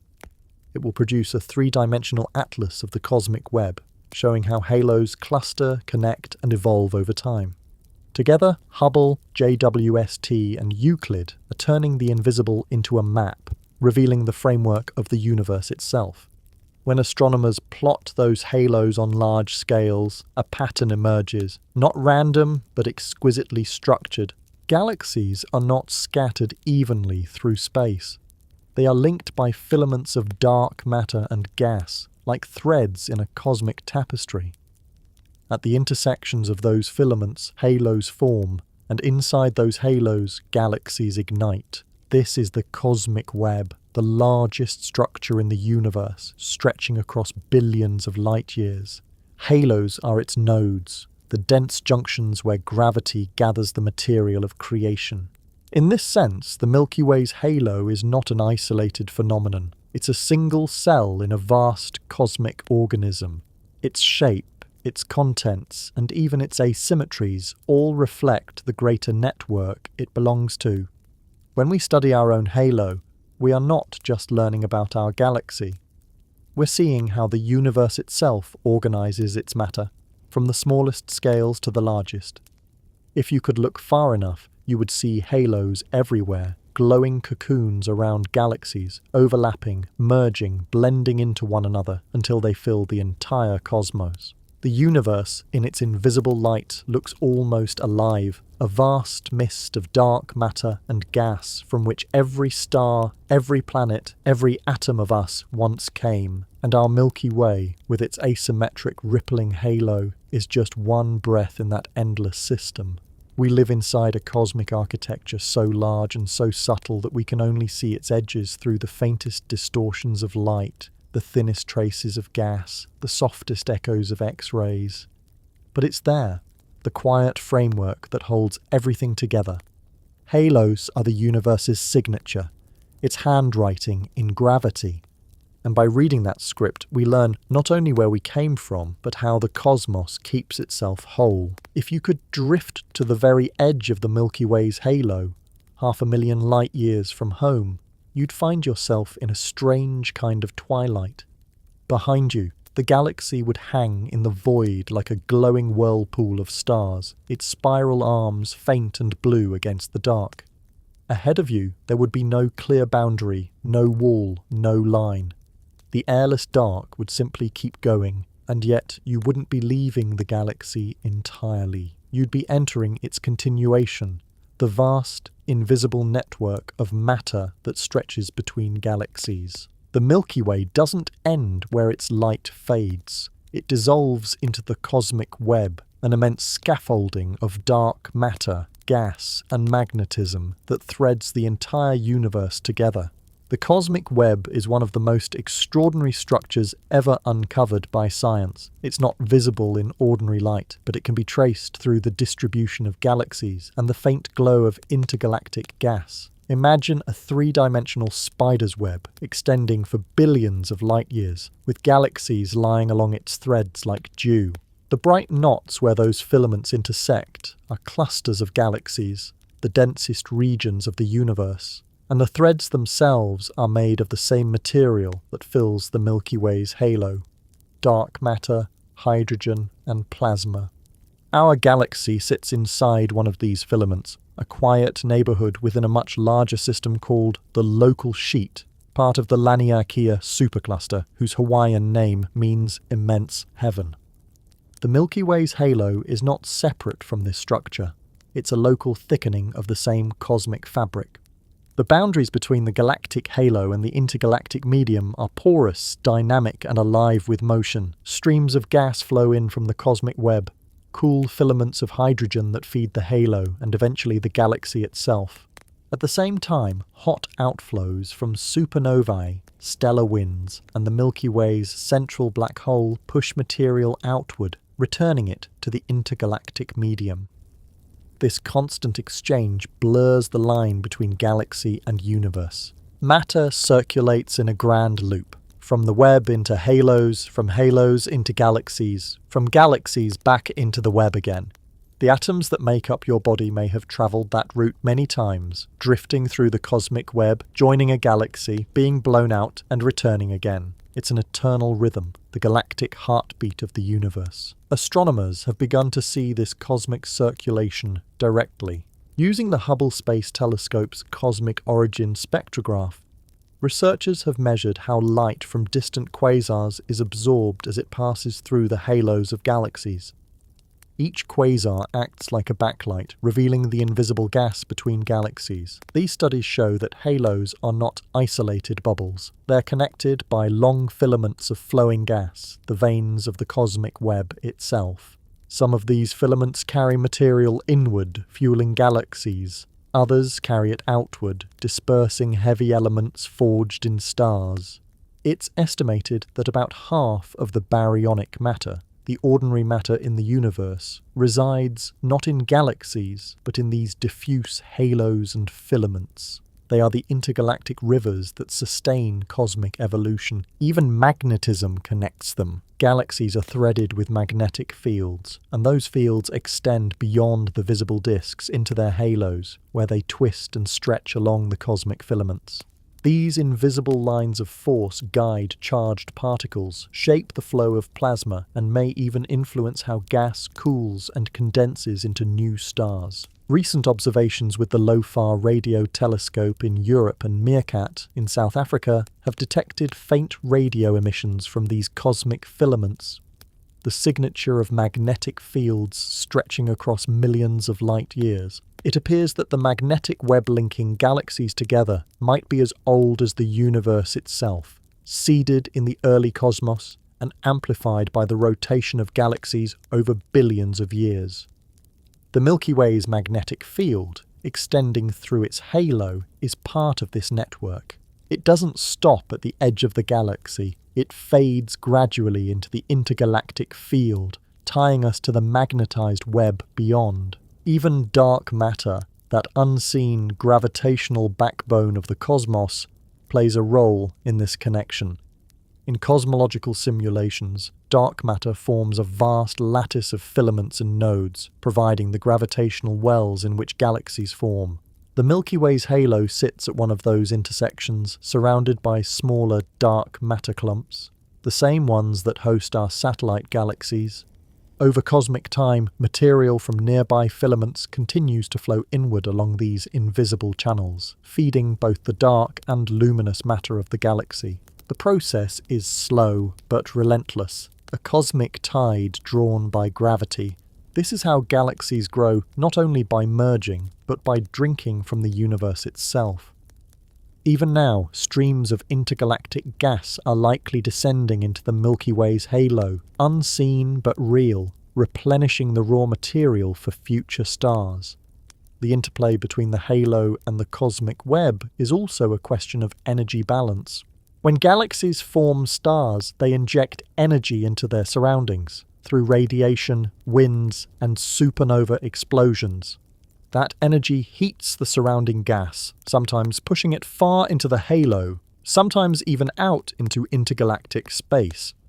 This feedback regulates star formation, preventing galaxies from consuming their gas too quickly. It's part of a vast self-regulating system, a kind of cosmic ecology. Galaxies grow, but they also give back. The halo is the mediator of this exchange, the region where inflows and outflows meet, where the internal life of a galaxy connects with the wider currents of the cosmos. Astronomers often describe this interface as the circumgalactic medium, or CGM, the region where the galactic halo merges with intergalactic space. It's not empty, it's full of clues. Spectroscopic studies show that the CGM contains both primordial gas from the early universe and heavy elements forged in stars, proof of the constant recycling between galaxies and the web. By studying it, scientists can trace the entire cosmic supply chain, from the birth of elements in stellar cores to their return to the universe. It's a reminder that even the most distant galaxies are part of a shared system, the universe's grand economy of matter and light.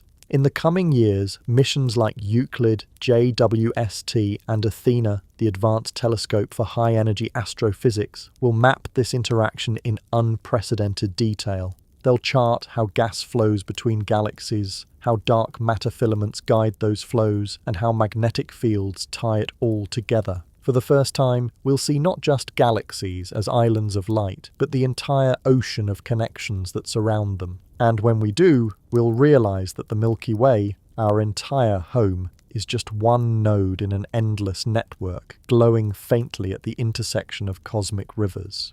If you could stand far enough away to see it all, not in starlight, but in the glow of hydrogen and the shimmer of dark matter, the universe would look like lace made of light and shadow. The Milky Way's halo would be just one knot in that fabric, drifting within a web so vast that even light takes billions of years to cross it. We live not inside an isolated galaxy, but inside a system of connections, a living cosmos where everything breathes through everything else. The halo, invisible though it is our bridge to that greater structure. Through it, we are tied to every galaxy, every star, every atom scattered through the web of space. We are not separate from the universe beyond. We are woven into it. Somewhere out there at the farthest edge of the Milky Way's halo, the pull of our galaxy fades into the quiet tug of others. There is no border, only a thinning, a soft transition where gravity itself seems to whisper rather than command.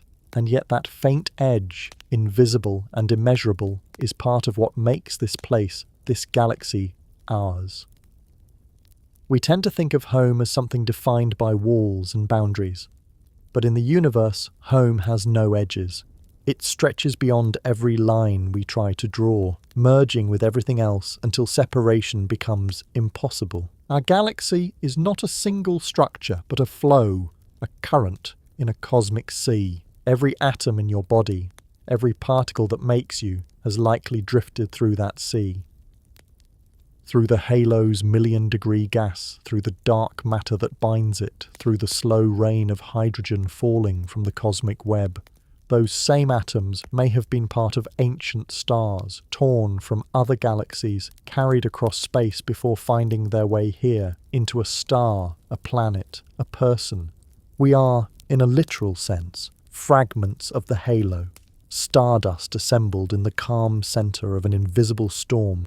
When you look at the night sky and see the Milky Way stretching across the darkness, you're seeing only its luminous skin.